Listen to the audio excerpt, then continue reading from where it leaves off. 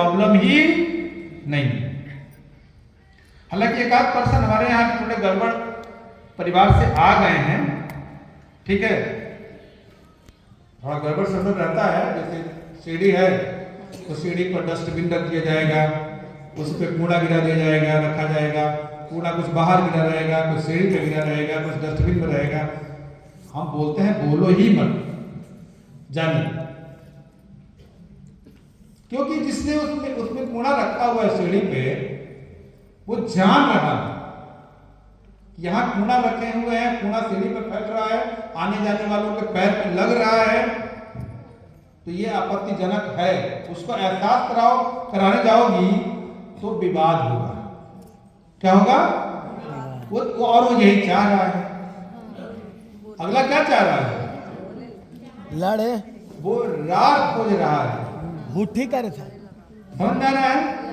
वो रार खोज रहा है, तो छोड़ दो उसको, उसकी नियति पे छोड़ो उसको, मत बोलो, ठीक है। तुमको मकान चाहिए ना, हमको बताओ तुमको कैसा मकान चाहिए, हम ना बनवा के दें तब ना, हम तुमको तुम्हारी मनपसंद मकान बना के देंगे, इस मकान को तुम भूल जाओ। क्या बात है। हमारी कंपनी ने कहा तो एक काम करिएगा, एक मकान हमको ऐसा बनवाइएगा कि पीछे मकान हो, अच्छा, आगे बागीचा हो, अच्छा, पीछे मकान हो, आगे बागीचा हो, और उस बागीचे में हम बैठ के कुर्सी लगा के और पैर पर पैर चढ़ा के बैठ के ऐसे चाय पिए। हमको ठीक है, बनवा देंगे। अगर इसको लेके तुम रार नहीं करते और इस मकान को लेके, ये दोनों मकान को लेके तुम अगर किसी दिन विवाद कर ली, या मुझे पता चला कि तुम्हारा कोई समस्या है इसमें, तो तुम्हारे वजह से इस जगह को लेके, वो जगह को लेके झगड़ा हुआ है, तो हम लिख के दे देंगे कि इस प्रॉपर्टी में मुझे कुछ नहीं चाहिए, तब क्या करोगे? बोलो, दोनों को हम बांट लेंगे, तो हमारे यहाँ ये झगड़ा ही खत्म है ही। सब लोग अपने अपने उसमें रहते हैं, मस्त रहते हैं, किसी से कोई लेना देना नहीं है, सब ठीक है। जरूरत पड़ता है तो हम लोग साथ खड़े भी हो जाते हैं, ठीक है, सब कुछ। यानी कि पेरेंट्स लेवल पर, माँ पिताजी के लेवल पर जो है सब ठीक है, मस्त है। लेकिन हमको हम है ना, तो मुझे लगता था कि हम क्या है, प्रॉब्लम कहाँ थी?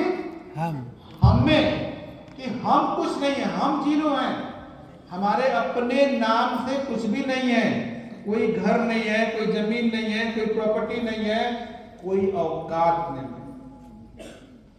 ये टेंशन मुझे रहती थी।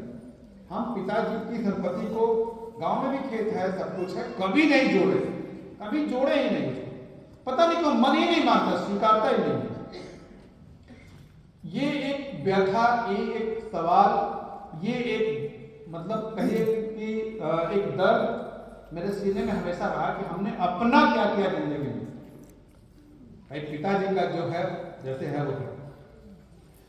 इसी दर्द के साथ जिंदगी की हमारी शुरुआत होती है, और जब शुरुआत होती है तो भाई ये सब बनाने के लिए क्या चाहिए? पैसा चाहिए, और पैसे के लिए हम जिस क्लास से बिलोंग करते हैं, हम लोग जिस क्लास, जिस सामाजिक व्यवस्था में हम आप जिसमें रहते हैं, उसमें पैसा जो है वो कमाने का तरीका होता है धंधा करना, रोजगार करना, मजदूरी करना, या फिर कहीं नौकरी करना, यही होता है।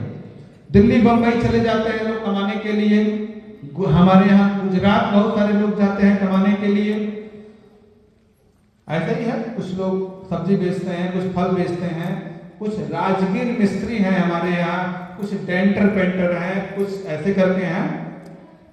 तो हमें भी बताया गया कि चलते हैं गुजरात कमाने के लिए, तो हम गए गुजरात कमाने के लिए। वहां पे हमने काम किया, लगभग 1 साल काम किया गुजरात में, बट कहानी समझ में नहीं आई, क्योंकि वहां ये लग रहा था कि ये जो पैसा हम कमा रहे हैं, ये तो हैंड टू माउथ है, ये पैसा हैंड टू माउथ है, हाथ में आता है और खा पी के हम लोग उसको क्या करते हैं, बराबर कर देते हैं। ये पैसे से हमारी जिंदगी में कोई तरक्की नहीं है। कुछ दिन हम दिल्ली में भी रहे, किसी के कहने पे कुछ रोजगार वगैरह वहां भी हमने किया, नहीं समझ में आया। एक हमारे अंकल हैं, उन्होंने कहा कि चलो इलेक्ट्रीशियन का काम सीख लो या फिर फिटर वो वेल्डर का काम सीख लो या फिर फिटर का काम सीख लो, तुम्हारा दिमाग तेज है, तुम फिटर काम सीख लेना, तुम कुछ कर जाओगे, मतलब एक अच्छा फिटर होगा, तुम्हारा नाम होगा, अच्छी सैलरी मिल जाएगी। हमने कहा चलो, तो उनके साथ हम मुरादाबाद इंडस्ट्रियल बेल्ट में कुछ दिन रहे। हमको वेल्डिंग भी करने आता है, पता है आप में कितने लोग वेल्डिंग कर लेते हैं, वेल्डिंग आपको भी आता है, ऑर्गन और वो दोनों वेल्डिंग कर लेते हैं, और हॉरिजॉन्टल और एक क्या होता है वर्टिकल दोनों कर लेते हैं, ठीक है, सब करेंगे वो कहते हैं। फिटर का भी काम जब हमने सीखना शुरू किया तो बहुत तेजी से, बहुत बढ़िया से हमने कवर किया, लेकिन फिर वही सवाल कि इससे होगा, इससे फाइनली होगा क्या? ये तो हैंड टू माउथ है, एक तरफ से पैसा आया, दूसरे तरफ से खा पी के अच्छा दिया बराबर। अकेले थे तो अटता नहीं था, मैं हलवा आ जाती तो क्या होता? उस दिन हम कमा रहे थे, शादी नहीं हुई थी तब की बात है, तो हमको लगता था कि वो आ जाएगी तब कैसे होगा, तब तो इस कमाई तो होगा ही नहीं, फिर कर्जा लेना पड़ेगा। और वही होता है, अक्सर वही होता है। आज आप अकेले हैं, कमा रहे हैं तो आपको अच्छा लगता है, अरे पैसा बहुत है, शादी हो गई, पत्नी आ गई तो वो घटने लगता है, एक आध बच्चा हो गया तो कर्जा लेने की भी नौबत आ जाती है, और फिर उसी में पूरी लाइफ बीत के रह जाती है। तो हमको लगा कि नहीं, ये ठीक नहीं है, क्योंकि इसमें फिर उन्होंने कहा कि चलो बाद में हम लोग कुछ ठेकेदारी वगैरह करेंगे तो शायद कुछ अच्छा होगा इलेक्शन लाइन में। ठेकेदारी तो ठीक है, लेकिन ये एक तो इस काम में ना क्वालिटी नहीं है। क्या नहीं है? क्वालिटी नहीं है। आपने किसी वेल्डर को देखा है वेल्डिंग करते हुए? हाँ सर, देखा है आप लोगों ने? हाँ Yes. सर, कैसा गंदा कुचैला मैला सब कपड़ा पहने रहते हैं, फटा उटा पूरा छेद कपड़ा लगता है। दो ड्रेस रहा है, एगो पहन के जाए वाला, एगो हाँ, एगो पहन के जाते हैं और दूसरा पहन के वहां पर ना, मजा नहीं। हाँ सर, वो भी हमने 1 साल के बाद वो भी हमने छोड़ दिया। हालांकि जहाँ पे हम काम कर रहे थे ना, वहां से बहुत रिक्वेस्ट आई। गुजरात में भी जहाँ काम कर रहे थे वहां से भी बहुत रिक्वेस्ट आती थी कि नहीं मनोज को लेके आओ, और यहाँ भी जब हम जहाँ काम कर रहे थे ना, वहां भी था कि उसको लेके आओ, हम पैसा बढ़ा देंगे, चाहे जो करेंगे। हमने कहा कि नहीं, काम में मजा नहीं। क्या कर क्या नहीं है? मजा नहीं, काम में मजा नहीं। बात शुरू, मूडी पे हाथ रख के कसम खाएंगे तो बतियाना शुरू कर दे। नहीं बतियाना, कोई नहीं, सब बेकार हो जाएगा। अरे मैंने डाल जाएगी। अगर देखिए आपको कोई असुविधा लग रही है, जगह छोड़ दीजिए। मीटिंग की मर्यादा अगर आप समझते हैं, तब तो इस यही मीटिंग आपको अरबपति बना देगी। और नहीं तो कल गए जो बाहर बहुत सारे लोग आपको मिलते हैं ना, कि हम भी डीएक्शन किए थे, हम भी डीएक्शन के मीटिंग में गए थे, हमारे साथ भी ये कहानी हुआ था, हम भी चावा पिए थे। या तो आप विरह गाथा सुनाइए या फिर विजय गाथा सुनाइए। क्या सुनाना है आपको? विजय गाथा, विरह गाथा रोते हुए हम भी थे, और एक वो गाथा होगी कि हम भी हैं और आज अच्छे मुकाम पे हैं। तो अच्छे मुकाम पे जाना चाहते हैं तो पड़ोसी से बतियाना नहीं, और आज ही की मीटिंग में नहीं, किसी मीटिंग में, ठीक है? चलिए बताइए तो ठीक, आप बैठिए, छोड़ दीजिए, हम मैनेज कर लेंगे। हमको आता है, बच्चे हैं सब, बच्चों से गलतियां होती हैं। ठीक है? तो एक बात मेरे जो समझ में आ रही थी कि यहां पर क्या है कि लाइफ में क्वालिटी नहीं, कमाई भी इतनी नहीं है कि जिंदगी में आगे हम कुछ अपने सपनों को पूरा कर सके। हमने छोड़ा उसको, हमने कहा नहीं, हम चले आए, फिर बुलाते रह गए, हम नहीं गए। बल्कि जितना पैसा हमको दे रहे थे उसके डबल से भी ज्यादा, यानी कि 3 गुना पैसा देने के लिए तैयार थे हमको। सही बात है, गुजरात है। उस समय हमको वो देते थे 1200 रुपया, अच्छा, और वो 4000 रुपये तक देने को तैयार थे कि उसको बुलाइए, उसका काम अच्छा है, हम 4000 रुपया देंगे, उसको ठेके पे उसको रखेंगे, ठीक है। हमने कहा कि नहीं भैया, 4000 रुपये से कुछ नहीं होता है। अगर कोई लालची व्यक्ति होता, पैसा नहीं देखा होता, तो वो कहता कि बाप रे बाप, हमको 1200 4000 हम जा रहे हैं वहां पे, हम नहीं गए, मजा नहीं है जिंदगी में वहां पे। हमको वो काम करना है जिसमें मजा भी हो, इंजॉय भी हो और तरक्की भी हो, ग्रोथ भी होनी चाहिए, और मनचाहा पैसा चाहिए था हमको, क्योंकि हमने हमारी जिंदगी में ना ड्रीम्स बहुत सारे थे। जब हम छोटे थे ना, तो हम बच्चों के साथ कभी नहीं खेलते थे, पता है, हम ग्रुप में कभी खेले नहीं, ग्रुप में कभी रहे ही नहीं, हम हमेशा एकल हुए। इसलिए जब हम रात को चले हैं ना, तो सुबह आपसे बताए हैं कथी करते हैं कि अकेले चल दिए वहां पे, तो कह रहे किसी को ले लिए होते। हम कह नहीं, जिसको आप साथ लेके चलने की कोशिश करेंगे ना, उसके नखड़े भी आप ही को उठाने हैं। ऐसा होता है कि नहीं? तो पता चला कि आप तो समझौता कर लिए, अगले का नखड़ा उठाने में आपकी जिंदगी झंडुबाम हो जाती है, ठीक है। तो ठीक है, फिर तलाशना शुरू, फिर हम घर आए, फिर काम की तलाश शुरू, क्योंकि दिमाग में था, जीवन में एक मैसेज था कि कुछ करना है जिंदगी में, ठीक है, कुछ हासिल करना है, कुछ अपना बनाना है। हमारे नाम से भी घर, मकान, जमीन, प्रॉपर्टी होना चाहिए, हमारे पास भी गाड़ियां होनी चाहिए, बहुत कुछ दिमाग में था। अभी भी बहुत सारी चीजें हैं, और वो अब धीरे धीरे प्रत्यक्ष हो रही है, बताएंगे अभी। तो चले आए, तो फिर चूंकि परिवार बनारस रहता था, पिताजी ने एक जमीन खरीदा था, उसको बनवाना था, तो उसको बनवाने का काम शुरू कर दिए, बनता रहा। और उसी दौरान फिर हुआ कि जो है, किसी ने कहा कि ऐसा है कि इलेक्ट्रीशियन काम सीख लो, इलेक्ट्रीशियन यानी कि बिजली, पंखा, मोटर बनाने का काम सीख लो, इसमें बड़ा पैसा है। तो बनारस में एक संस्था है उमा इलेक्ट्रॉनिक, और मेरा मकान उसी समय बन रहा था, और संजोग से मेरी शादी भी उस समय हो गई थी, ठीक है, शादी भी हो गई थी उस दौरान। तो जब हम काम सीखने के लिए गए,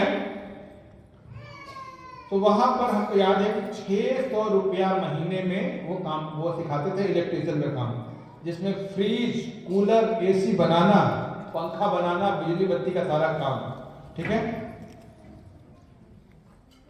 जब हम गए ना उसमें, तो उसमें इंटरव्यू लेते थे, और एक बैच में 10 लड़के होते थे, डिप्लोमा कोर्स था, हमने किया उसको, एक बैच में 10 लड़के होते थे।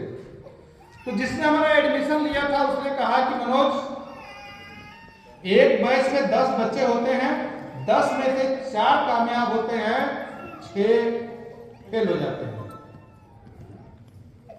उसने कहा कि एक बैच में 10 बच्चे होते हैं, 10 में से 6 फेल हो जाएंगे, सिर्फ 4 कामयाब होंगे। हमको बहुत अच्छे से याद है, उसको हमने कहा सर, हमारे बैच में 10 में से अगर कोई एक बच्चा भी कामयाब होगा ना, तो मनोज गुप्ता होगा। क्या बात है।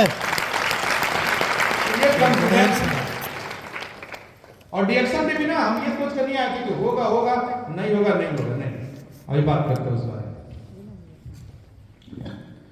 तो था बहुत अच्छा, हमने पढ़ना शुरू किया, और छठे महीने में, जब महीने का छठा महीना चल रहा था, तो हम कोर्स को बहुत तेजी से कवर कर रहे थे, क्योंकि हम दोनों काम करते थे। हम वहाँ पढ़ते थे, और पढ़ने के बाद एक वर्कशॉप पकड़ लिए थे, वर्कशॉप में चले जाते थे, तो उसको सीखते भी थे, दोनों काम मेरा एक साथ होता था। तो हमारा काम ना, मेरा नॉलेज बहुत तेजी से अपडेट हो रहा था। संयोग से 6 महीने बीतने के बाद से, 1 साल का डिप्लोमा कोर्स था, 6 महीने बीतने के बाद से जो हमारे टीचर थे, जो पढ़ाते थे, उन्होंने रिजाइन कर दिया कि हम यहाँ पर नहीं पढ़ाएंगे, वो अपना इंस्टीट्यूट खोल देंगे, मतलब वही पढ़ाने का अपना वो अलग शिवपुर में खोल देंगे। हाँ, अब यहाँ पे बचा कोई टीचर ही नहीं था। तो हमको जानते थे तो कि ये लड़का तेज है, हमको बुलाया गया तो हम कहा गया, तो हमने कहा कि जो है चूंकि पढ़ाने का अनुभव तो नहीं है, बोले तुम कर लोगे कर। तो फिर वही बैच में हमको पढ़ाने के लिए दे दिया गया और अगले 1 सालों तक हम उसमें पढ़ाए भी और बहुत अच्छा पढ़ाए, बहुत बढ़िया था। आज भी उसमें जिन बच्चों को हमने पढ़ाया है वो आज अच्छी अच्छी कंपनियों में हैं, काम कर रहे हैं और कुछ लोग वर्कशॉप भी चला रहे हैं। लेकिन 1.5 साल बाद, 1.5 साल जब वहां बीता तो एक दिन हम लंच होता था ना, लंच, तो पता है हमको थोड़ा एकांत पसंद है, मुझे थोड़ा एकांत पसंद है। और एकांत में दिन भर में 24 घंटे में मुझे 1-2 घंटा का एकांत चाहिए। मतलब अगर 24 घंटा भीड़ में रह गया ना तो हमको घुटन सी होने लगती है, मतलब अजीब सा लगता है। तो वहां पर भी जब हमको टाइम मिलता था तो एकांत में जाते थे लंच पीरियड में। तो लंच करने के लंच तो हम सब लोग साथ करते थे, लेकिन लंच के बाद हम एक दूसरी जगह चले जाते थे जहाँ थोड़ा एकांत मिलता था। तो हमारे जो प्रिंसिपल थे वहाँ पे, जो वहाँ पर प्रिंसिपल थे, प्रिंसिपल भी थे, डायरेक्टर भी वही थे। मुझे मिलता था वहाँ पर 4 घंटा पढ़ाने का 2400 और मुझे 1.5 साल हुआ था। उनको मिलता था 3200, यानी हमसे सिर्फ 800 रुपये ज्यादा, और वो 15 सालों से उसमें पढ़ा रहे थे। केवल नाम था, डायरेक्टर है, प्रिंसिपल है, बाकी कुछ नहीं था। तो हमने सोचा कि ये 15 साल बाद, 15 साल बीतने के बाद से ये आज कहां पहुंचा है? 3200 पे। मेरे समझ में नहीं आ रही थी, बट तुरंत समझ में आ गया। होता क्या है कि एक सिस्टम में जब आप रह जाते हैं तो आप उसी के होके रह जाते हैं, बन जाता है, आप मजबूर हो जाते हैं। अब वो लोग कोई काम के लायक नहीं बचे थे। 3-4 टीचर थे, किसी के 3200, किसी को 2800, ऐसे ही सबके सैलरी थी, किसी का 2500। ठीक है, तो हम समझ गए कि ये जिस दिन हम मजबूर हो जाएंगे ना, हम पढ़ाने के अलावा कुछ नहीं कर पाएंगे, उस दिन ये 2400 रुपये आपको दे रहा है ना, तब कहेगा तुमको 2000 देंगे तो भी हमको पढ़ाना पड़ेगा मजबूरी में, क्योंकि हम किसी लायक नहीं रहेंगे। दिमाग का ढक्कन खुला, कहते ना दिमाग की बत्ती जली, और उससे आके हम बोले कैसा है कि हम अब आपके यहाँ पढ़ाएंगे नहीं। उसी समय आगे बोल दिया प्रिंसिपल को। वो भी आता था 1 बजे, हम लोग 2 बजे, हम लोग का लंच भी खत्म होता था 2 बजे। 2 बजे गए, उसे हमने बोल दिया कि हम कल से आएंगे नहीं पढ़ाने के लिए। हम क्या करेंगे ये मुझे नहीं पता था, हम क्या करेंगे ये मुझे नहीं पता था। हम आके उसको बोल दिया। उसने बोला कि फिर वो क्या कहते हैं, तुमको सबसे ज्यादा पैसा तुमको तो हम देते हैं, तुमको हम 4 घंटे पढ़ाने का 2400 देते हैं, अब बाकी लोगों को 4 घंटे का हम 8 घंटे का 2400 देते हैं। तो हमने कहा सर पैसे की बात नहीं है, हमें कुछ अलग थोड़ा करना है। तो बहुत रिक्वेस्ट किया कि जो है 1 महीना हमको दे दो, क्योंकि वो भी चले गए हैं और तुम भी चले जाओगे तो हमारे बच्चों को कौन देखेगा, डिस्टर्ब हो जाएगा। तो हमने उनको 1 महीने का समय दिया। हमने कहा कि 1 महीने से पहले तो वो कई बार से टीचर बुलाए थे, तो संयोग से उस टीचर का भी नाम मनोज ही था। वो पढ़ाना शुरू किया, हमने छोड़ दिया, और हमने सोचा था कि घर पे वर्कशॉप डालेंगे। घर पे हमने वर्कशॉप भी डाला, फिर एक दुकान भी लिया, लेकिन फिर वही मैकेनिकल वाली जिंदगी, फ्रिज, कूलर, एसी बनाना। आप समझ सकते हैं ना, मैकेनिकल लाइन में 2 साल बीतते बीतते उस काम से भी हमको अंदर से लगने लगा कि ये हमारे लिए ये इंडस्ट्री नहीं है। क्योंकि एक चीज ये भी होती थी ना कि जैसे मान लीजिए किसी का पंखा है, खराब हो गया, उसने कहा इसको बना दीजिए, हमने बनाया, और थोड़ी सी एक गंदी प्रैक्टिस नहीं है, अपनी मजदूरी जितनी हमारी ओरिजिनल है उतनी ही मांगने की प्रैक्टिस है। कुछ लोग हैं 10 रुपये काम करते हैं तो 50 रुपये मांगते हैं, क्योंकि उनको पता है कि 50 रुपये मांगे तो ये 30 रुपये देगा, ये 40 रुपये देगा। हम लोग 10 रुपए काम को 10 रुपए मांगते थे तो 5 रुपए मिलता था, 5 रुपए बाकी लगा देते थे या फिर देते नहीं थे लोग।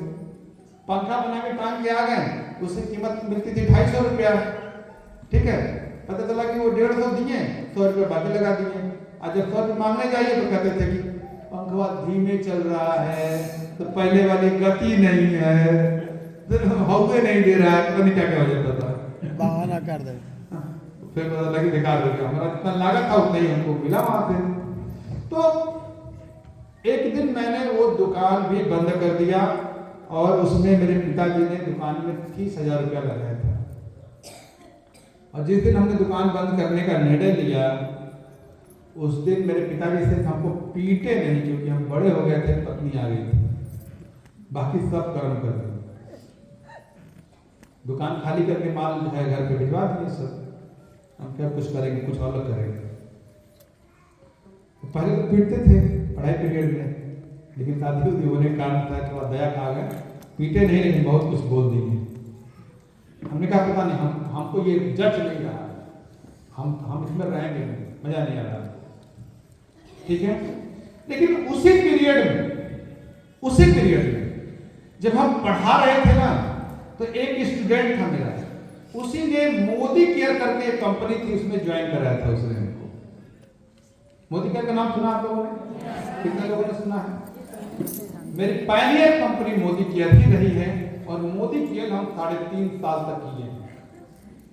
हमने काम करेंगे मोदी केयर हमने करना शुरू किया, पूरे युद्ध स्तर पे किया, पूरी ताकत से किया, ठीक है। किसी कारण से हमारे में भी कुछ कमी होगी, हम ये नहीं कहते हैं कि सारा कमी प्रॉब्लम सिस्टम में ही होगा, कुछ मेरी कमियां, कुछ अज्ञानता के कारण से हम 3.5 साल बाद हमको मोदी केयर छोड़ना पड़ा, और मोदी केयर छोड़ने के बाद से सारा कुछ सिस्टम बेकार हो गया, आर्थिक स्थिति बेकार हो गई, सब मतलब सब चौपट हो गया। परिवार में था, एक बेटी भी तब तक हो चुकी थी। फिर हमने सोचा कि अपनी कंपनी डालेंगे, नेटवर्क मार्केटिंग, एक छोटी सी कंपनी में डालें। लेकिन आप लोगों को क्या लगता है कि कंपनी डाल के चला लेना इतना आसान है? 1 साल उसमें भी कोशिश की है, लेकिन कामयाबी नहीं मिली। फिर छोड़ छाड़ के फिर वही देश प्रदेश। 2006 में मेरे मोदी केयर के अपलाइन, मोदी केयर ने एक चीज सिखा दिया था हमको। मोदी केयर ने, वो भी नेटवर्क मार्केटिंग का कॉन्सेप्ट है, उसकी स्ट्रेटजी में कुछ प्रॉब्लम है। मोदी केयर की स्ट्रेटजी में बहुत बड़ी प्रॉब्लम है, ठीक है। वो एक औसत गति से चल रही है, वो न बहुत ग्रोथ करती है और न पीछे जाएगी, समझ में आ रहा है? वो चल रही है बस। उसमें कमाने वाले 20, 25, 30 चेहरे हैं पूरे ऑल ओवर इंडिया में, और उन्हीं का नाम 20 साल पहले भी था और 20 साल बाद भी उन्हीं का नाम है। कोई नया चेहरा खुल के सामने नहीं आता है मोदी केयर। कोई है मोदी केयर जिसने जो थोड़ा अच्छे पैमाने पे किया हो? खाली नाम सुने हैं। चलिए, तो हम जानते हैं 2006 में एक सज्जन मेरे यहाँ आते हैं, मैं घर के बाहर, हमको लगा कि यही अक्टूबर का महीना होगा, बनियान करते थे और तौली लपेटे थे और गेट के बाहर टाल रहे थे। तब तक वही मोदी केयर वाले हमारे अपलाइन आते हैं, हमको देखते हैं तो आश्चर्य में पड़ जाते हैं कि ये यहाँ पे से आ गए सर। बहुत दिन हो गया था ना उनसे मिले हुए, तब तक बहुत सारी कहानी बन बिगड़ चुकी थी। तो ले जाते हैं, उनको बैठाते हैं, चाय कॉफी पिलाते हैं, बहुत सारी चीजें होती हैं, बताते हैं। तो चूंकि वो मोदी केयर में हमको बड़ा रिस्पेक्ट दिए थे, तो एक रिस्पेक्ट का रिश्ता था, बाकी नेटवर्क मार्केटिंग का कोई रिश्ता नहीं था। लेकिन एक चीज दिमाग में था, ये नेटवर्क मार्केटिंग ये बहुत अच्छी चीज है, बड़ी जबरदस्त चीज है। हम भले फेल हो गए मोदी केयर में, लेकिन फेल होने के पीछे कारण मोदी केयर को हमने नहीं माना कभी भी हमने अपने आप को माना गलती, क्योंकि वहां कमाने वाले तो कमा रहे थे ना, हम नहीं कमाए तो हमारी गलती है ना। एक क्लास में अगर 20 बच्चे हैं 10 बच्चे पास हो गए, 10 बच्चे फेल हो गए, तो क्या जो फेल हुए उनके लिए टीचर गलत था? नहीं। स्कूल गलत था? नहीं। कि किताब गलत थी? नहीं। सब सेम था, बच्चों की गलती। हमेशा अपनी गलती स्वीकारने की प्रैक्टिस डालिए। जिंदगी का एक मंत्र यहां पर आज बहुत अच्छे से गांठ बांध लीजिए। समझ में आ रहा है? अपनी गलती नहीं भी रहेगा तो भी उसको स्वीकारने की प्रैक्टिस डालिए। कई बार आप गलत नहीं होते हैं, लेकिन अगर आपने अपनी गलती स्वीकार लिया ना तो आप ज्यादा फायदे में रहेंगे। सोचते हैं आप कि हम गलती स्वीकार लेंगे तो घाटे में हो जाएंगे, ऐसा नहीं होगा। अगर आपकी गलती नहीं है तो भी स्वीकारिए, और गलती है तो 100% स्वीकारिए। एक बड़े विवाद से बच जाएंगे, एक बड़े प्रॉब्लम से बच जाएंगे। गलती को स्वीकारना, एक्सेप्टेशन बहुत इंपॉर्टेंट चीज होती है। हम लोगों ने इस पर ट्रेनिंग भी किया है, कभी मौका मिला तो इस पे हम कभी बात करेंगे आपसे। तो हम स्वीकारों के वहां पे हम ये जानते थे कि इंडस्ट्री बहुत गजब है। आप विश्वास करिए, नेटवर्क मार्केटिंग जिसमें आप लोग काम कर रहे हैं, हो सकता है कल अगर मौका मिला तो उसमें कुछ बात होगी, ठीक है? क्योंकि वो पूरा 1.5-2 घंटे का एक चैप्टर है नेटवर्क मार्केटिंग पे, एक अलग तरह से हमारी भाषा में, ठीक है? तो ये सेक्टर बहुत अच्छा है, गजब का सेक्टर, अद्भुत सेक्टर। इस सेक्टर में प्रॉब्लम नहीं है। हमारी कमियों के कारण हम कहीं फेल हुए होंगे, या जो लोग फेल है मार्केट में वो अपनी कमियों की वजह से फेल हुए हैं। तो वो आते हैं, हमको बताते हैं कि मनोज जी गुप्ता, ये कंपनी, ये प्लान, वो प्लान, व्यवहार बहुत अच्छा था उनका, सब कुछ ठीक था, छोटे भाई की तरह हमको मानते थे, हम भी उनको एक बड़े भाई की तरह मानते थे, सब ठीक था। उन्होंने कहा कि चलो ज्वाइन कर लो इसको। हमारी वाइफ की मिर्गी ठीक हो गई, मेरा दमा ठीक हो गया, मेरे बच्चे की एलर्जी ठीक हो गई। और तब तक क्या किए? गैनोडर्मा निकालते हैं और हमको दिखाते हैं कि देखो इसी औषधि से हमारी वाइफ की मिर्गी ठीक हुई, इसी औषधि से मेरी एलर्जी ठीक हुई, इसी औषधि से अरे मेरे बच्चे की एलर्जी ठीक हुई, और इसी से मेरा दमा ठीक हुआ। हम भी मेडिकल के स्टूडेंट रहे हैं, हम मेडिकल के भाई, हमारी डॉक्टरी में थोड़ा पहले से यही औषधि है, हमको दिखाते हैं और बोलते हैं कि इसी ने मेरी वाइफ की मिर्गी ठीक कर दिया, इसी ने मेरा दमा ठीक कर दिया, इसी ने मेरे बेटे की एलर्जी ठीक कर दिया। अब सोचिए, हम आश्चर्य पड़ जाते हैं। हमको ये पता था कि मेरी मम्मी के जब दांत में दर्द होता है तो उसकी दवाई अलग हमको लानी पड़ती है, पेट में दर्द होता है तो दवाई अलग लानी पड़ती है, मूड़ी में दर्द होता है तो उसकी दवाई अलग लानी पड़ती है। ये कह रहे हैं कि सबकी एक ही दवाई है। तो हमको यहाँ थोड़ा सा लोचा लगा, हमको यहाँ थोड़ी सी गड़बड़ी लगी, तो हमने उनको टाल दिया। अगर ये नहीं दिखाए होते तो हम ज्वाइन कर लिए होते, ये दिखा के बोल दिए तो हमने टाल दिया। और मेरा संजोग अच्छा था या दुर्भाग्य था मेरा कि 3 एजेंसियां थी उसमें बनारस में, 3 पर एक फोन किए तो था नहीं, दूसरे के पास में मेंबरशिप और फॉर्म नहीं था, और तीसरा बोला कि ऐसा है कि शाम को 7 बजे तक घर में हम आएंगे, शादी में आए हैं। हमको राहत हो गई, मेरा 500 रुपया बच गया, क्योंकि उसमें 500 रुपया लगता था। हमको लगा कि चलो मेरा 500 बच गया, नहीं तो आज ही मेरा 500 खर्चा करवा देते हैं। ठीक है, वो चले गए। फिर उसके बाद जाके लगे फोन करने और हम दिखा के गए थे और हमको समझा गए थे कि तो सब ठीक होगा। कैसे ठीक होगा भाई? हाँ, यहाँ डॉक्टर अलग हो जाते हैं, दवाई अलग अलग हो जाती है, यहाँ डॉक्टरों कोई नहीं है, वो एक दवाई सब ठीक कर देगा। बस तरीके इतने बकलोल है क्या हम? आप लोग हैं बकलोल? हैं? यस। बकलोल नहीं है, ये है कुछ, इसके अंदर कुछ पावर है, ठीक है? तो लेकिन एक दिन मतलब 6 महीना टल गया, मीटिंग में चले जाओ, यहाँ मीटिंग है वहां चले जाओ, हम टालते रहे।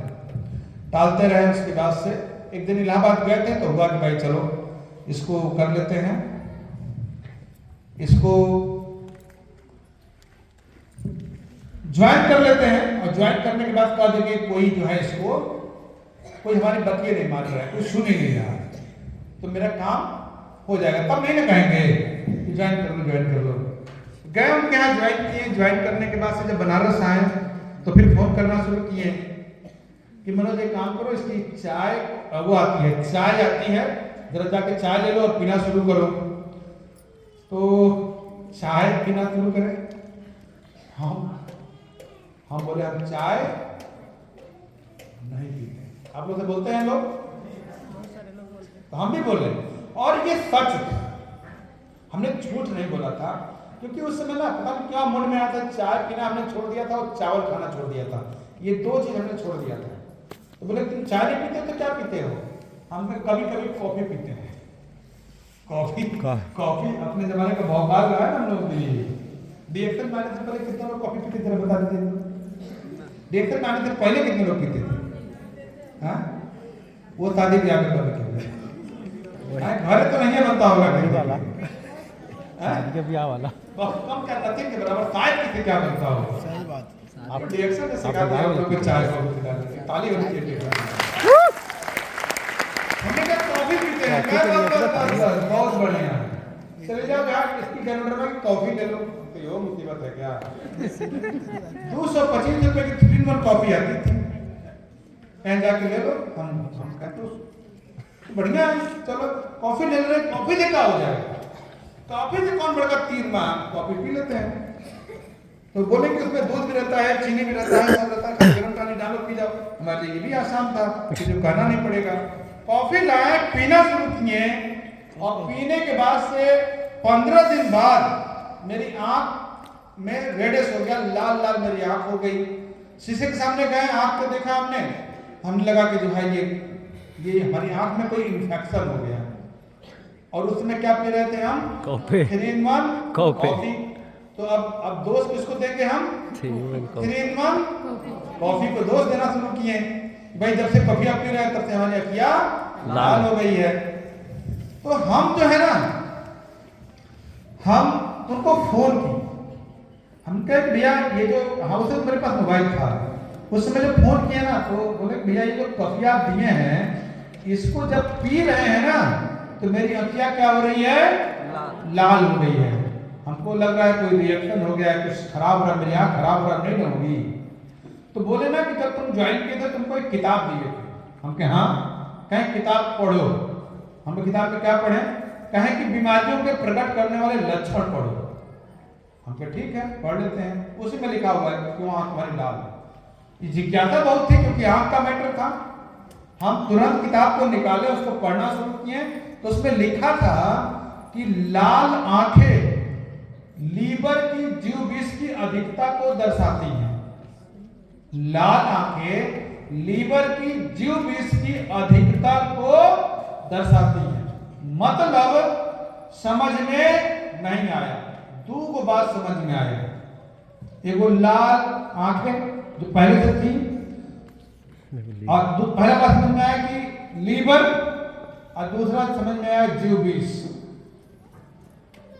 आंख तो लाल थी ही, उसमें लिखा था लीवर की जीव विष की अधिकता को दर्शाती है, यानी कि जीव और विष, मतलब हमारे जो लीवर है उसमें जो जीव है वो विषैले है। इतना समझ में आपको आ गया। हमको लगा कि तो बड़ा गंभीर मैटर है। अगर ऐसा है, अगर किताब में लिखा हुआ है वो चीज मेरे साथ हो रहा है तो ये झूठ नहीं होगा। हम डर गए, और डर गए तो मुझे क्या करें? कहे खूब पियो, कहे खूब पियो से ठीक हो जाएगा। आपको बहुत बढ़िया, अगर ऐसा है तो बहुत अच्छा है। तब हमने पूछा कि इससे पहले हम आपको बताए थे, वो हमारी मम्मी की गठिया के लिए ही आए थे कि हम अपनी मम्मी की हमारी गठिया उसमें कुछ हो सकता है क्या? पीना शुरू किया, रिस्पॉन्स भी मिल गया हमको। बोले हाँ ठीक हो जाएगा, मम्मी गठिया ठीक हो जाएगा। तुमको कैसेट दिए थे, तुमको 5 गो सीडी दिए थे, सीडी हमको दिए थे 5 ठो। क्या उसको पढ़ो, उसको देखो। तो उसमें डॉक्टर JS परवाना का आप लोग देखे हैं नेट पे? एक बार आप वीडियो सब देख लीजिएगा, डॉक्टर जेएस परवाना का वीडियो देखिएगा, उसमें हमको गठिया था और इसी प्रोडक्ट से ठीक हुआ। हमको तो बहुत बढ़िया है, पैसे की कोई दिक्कत नहीं है परिवार में, क्या क्या लगेगा, आरजीजीएल स्पल्मा सब लेके हम चले आए। अब मम्मी को चलाना शुरू कर दिए, ठीक है। और जैसे जैसे मम्मी को चलाना शुरू कर दिया दर्द बढ़ना शुरू हो गया। जितने हम प्रोडक्ट बढ़ा रहे हैं उतने दर्द बढ़ रहा है। और पेशेंट सोचता है कि हम दवाई खा रहे हैं तो हमको आराम होना चाहिए। पेशेंट क्या सोचता है? बीमार व्यक्ति को आप ज्यादा कुछ नहीं समझा सकते, उसको दवाई का मतलब आराम और बीमारी का मतलब समस्या है। वो पूरे प्रोसेस में नहीं जानना चाहता है, ये लक्षण होगा, ये सिम्टम होगा, ये कहानी बनेगी, वो इसमें नहीं जाए। ऑपरेशन नहीं करा देगा, ऑपरेशन करा लो 1 मिनट तैयार हो जाएगा, क्योंकि उसको न करके चीरफाड़ करना होता है। 10-15 दिन 1 महीने में घाव सूख जाता है, लेकिन प्रोसेसिंग से गुजरना तमाम दिक्कतें वो नहीं झेल पाता है। मम्मी को हमने चलाया शुरू किया, दर्द बढ़ा, हमने कहा ठीक हो जाएगा, ठीक हो जाएगा। मम्मी हमारी क्या समझती, वो जानती थी कि दवाई खाने से आराम होता है, वो खाना बंद कर दी। उसी बीच मेरे फादर इन लॉ का तबीयत खराब हुआ, पेट में ट्यूमर था, बेजू दिखाया गया। डॉक्टर ने बताया कि इनके पास में 10 दिन से ज्यादा उम्र नहीं है, ऑपरेशन है, बहुत बड़ा ट्यूमर है, ऑपरेशन कराओगे तो भी मरेंगे, नहीं कराओगे तो भी मरेंगे, क्योंकि वो जो उनके पेट में ट्यूमर है ना वो बहुत बड़ा हो चुका है, वो विस्फोट के कगार पे है। तो विस्फोट होगा तो भी 1-2 दिन के अंदर मर जाएंगे, और विस्फोट के कगार पे है। ऑपरेशन कराओगे तो भी वो विस्फोट हो जाएगा, तो भी मरेंगे। तो हम जो डॉक्टर ने बताया ना, तो हम और हमारे साले दोनों लोग एक साथ मिल के बताया था। तो फिर तय हुआ कि कुछ नहीं, कुछ कर ही नहीं सकते हैं। तो हुआ कि भाई 10-15 दिन मरने वाले हैं, तो ये बात घर में कोई बताता है किसी को? कोई नहीं बताता। हम लोग भी हुआ कि भाई नहीं बताया जाएगा, जो होगा देखा जाएगा। तो वही बातचीत हुआ कि इसमें कुछ हो सकता है क्या डीएक्सल का प्रोडक्ट से। हमने डॉक्टर से बात किया, उन्होंने बोला कि ट्यूमर तो बड़ा है, आरजीजीएल इस्तेमाल करके देखो 30-30 पेयर। हम लोगों ने मंगाया, प्रोडक्ट देना शुरू किया, और 8 नवंबर को डायग्नोस हुआ था। 8 नवंबर को बताया गया था कि 10 दिन के अंदर मर जाएंगे। नवंबर पूरा बीत गया, दिसंबर बीत गया, जनवरी बीत गई, फरवरी बीत गई, मार्च बीत गया।